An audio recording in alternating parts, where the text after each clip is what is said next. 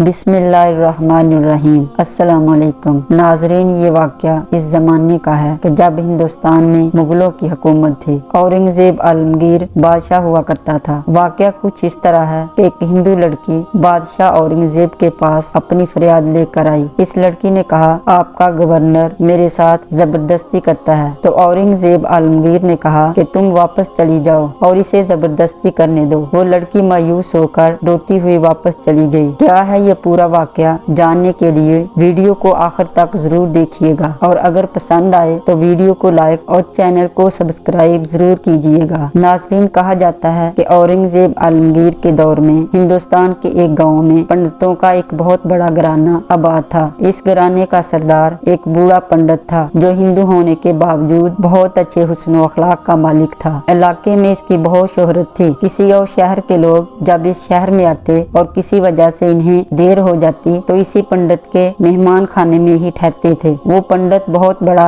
दौलतमंद आदमी था। सारे इलाके के लोग इसकी बहुत इज्जत करते थे। इस पंडित की कोई औलाद ना थी। फिर बड़ी मिन्नतों मुरादों के बाद इनके यहाँ एक बच्ची पैदा हुई। वो बच्ची बचपन से ही बहुत ज्यादा खूबसूरत थी। इकलौती औलाद होने की वजह से वो इस पंडित खानदान की बहुत लाडली थी। वक्त गुजरता गया और जैसे ही बच्ची ने जवानी में कदम रखा तो पंडित ने इसके पढ़ने लिखने के लिए हिंदुस्तान के कई नामवर और काबिल उस्तादों का इंतजाम किया। जब वो लड़की जवान हुई तो खूबसूरती के साथ साथ वो बहुत अक्लमंद और ज़हीन भी थी। इसके हुस्न के दूर दूर तक चर्चे थे। जब वो घर से निकलती तो इलाके के लड़के इसके इंतजार में घंटों खड़े रहते थे। लड़की के घर पढ़े लिखे और मालदार हिंदू लड़कों के रिश्ते भी आने शुरू हो गए थे, लेकिन लड़की के घर वाले किसी ऐसे लड़के की तलाश में थे जो पढ़ा लिखा हो और दौलतमंद भी हो और जिसे घर जवाई बनने पर भी कोई एतराज ना हो। लेकिन अभी तक वो अपनी हसीनो जमीन लड़की के लिए किसी मुनासिब लड़के का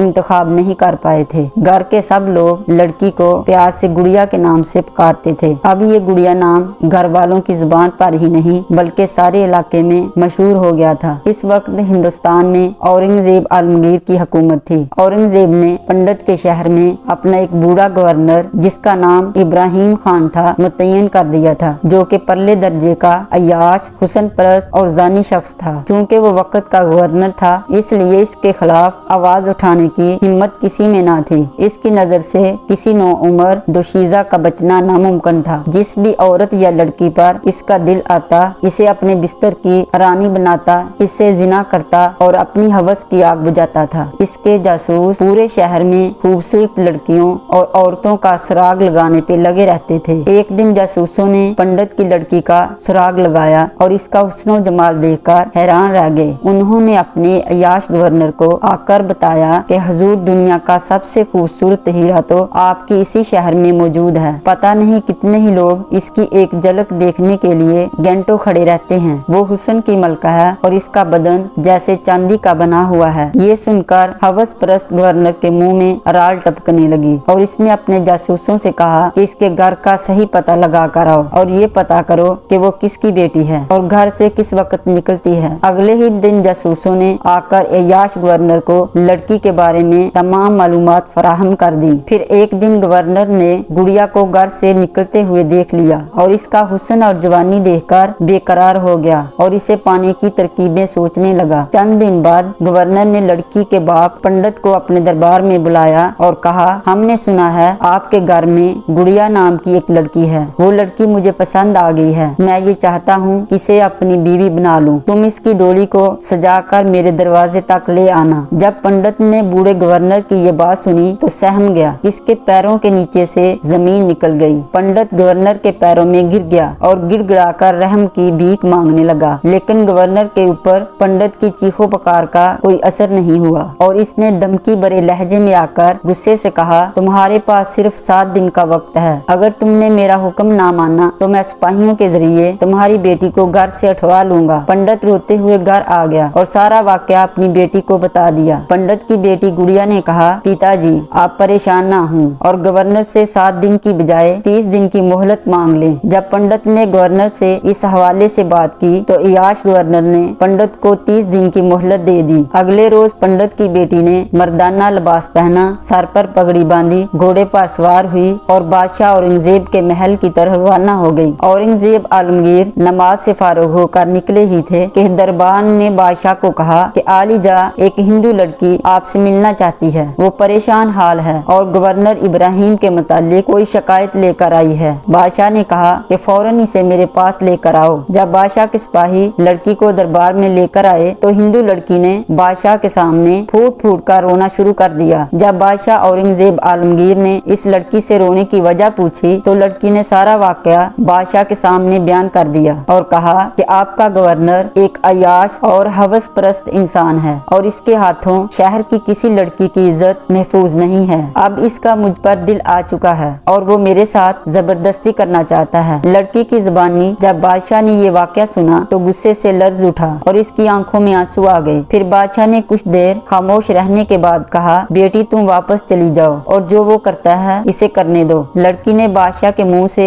जब ये अल्फाज सुने तो बहुत मायूस हुई और वो आंसू पोंछती हुई वहाँ से वापस चली गई। दिन गुजरते गए और शादी का दिन आ पहुँचा। वो अय्याश गवर्नर बहुत खुश हो रहा था। मौसीकी और नाच गाने की महफिल सजाकर पैसा लुटा रहा था कि शहर की सबसे खूबसूरत और हसीनो जमीन लड़की इसकी महबूबा बनने वाली थी। फिर गवर्नर को सिपाहियों ने खबर दी कि गुड़िया की डोली बहुत करीब आ चुकी है, बस यहाँ पहुँचने ही वाली होगी। इधर बादशाह की आंखें गुस्से से लाल हो चुकी थी। कुछ ही देर में बादशाह की फौज भी वहाँ पहुँच चुकी थी। बादशाह ने फौज को हुक्म देते हुए कहा, इस जालिम को पकड़ लो, इसे ऐसी इबरतनाक सजा दो कि आज के बाद कोई ऐसा गुनाह करने की जुर्रत ना करे। फिर इसी वक्त बादशाह के हुक्म पर इस अय्याश गवर्नर को मौत के घाट उतार दिया गया। सारा शहर औरंगजेब आलमगीर के इंसाफ के नारे लगा रहा था। गुड़िया की डोली वापस अपने घर पहुंच चुकी थी। बादशाह भी इसके पीछे पीछे इनके घर पहुंच गया। पंडित की बेटी नम आंखों के साथ बादशाह के सामने आई, बादशाह के पांव छुए और कहा कि बादशाह सलामत, मुझे पूरा यकीन था कि आपने जिसे बेटी कहा है आप इसकी इज्जत बचाने के लिए जरूर आएंगे। कहा जाता है कि औरंगजेब ने इस हिंदू लड़की के घर वुजू किया, 2 रकत नमाज अदा की और अल्लाह का शुक्र अदा किया। इसके बाद थोड़ा सा पानी पीकर वहाँ से लौटने लगा तो पंडित ने हाथ जोड़कर कहा, बादशाह सलामत, आपने हमारी जमीन पर नमाज पढ़कर इसे पवित्र बना दिया है। हम इसे किसी दूसरे काम में इस्तेमाल नहीं करेंगे, इसलिए हम अपने दिल से इस जमीन को